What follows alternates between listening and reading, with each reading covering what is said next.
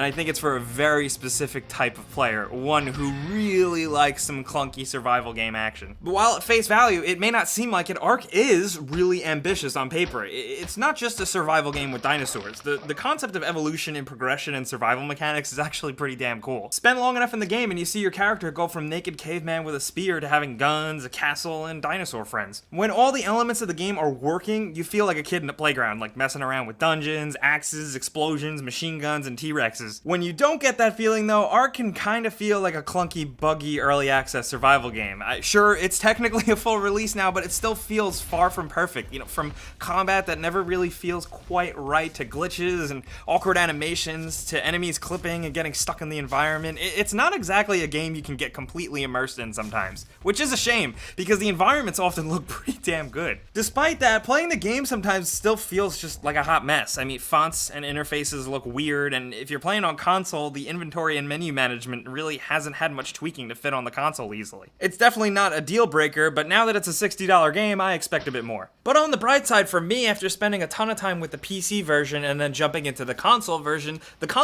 is very much like the PC version. The console version is not a compromised port. It is 100% the same feel and the same stuff going on. I think that's impressive. It's also definitely not welcoming to newcomers because it can be pretty challenging and the game doesn't really tell you much. But I don't really chalk that up as a bad thing, because for this type of game, it's part of the charm. That's actually a good aspect of it, because where Ark really thrives is in the community. You can play alone offline, but it's kind of half missing the point of what makes Ark interesting. Playing with others, whether it's PvP or PvE, makes things feel way more fun and goofy, and most importantly, always really dynamic. I hate to compare it to like the good old days of having a good Minecraft server up and running with some friends, but that's exactly how Ark feels. You know, building like a stone castle, or even if you're good enough later on, a steel structure, hidden away in the woods and having friends around to protect it when you're offline is really cool, for lack of a better word, I guess. The feeling of actually building and creating something in a game world that others can see and interact and mess with is a strong one. And that's thanks to some surprisingly deep feeling and complex base building mechanics. I mean, sure,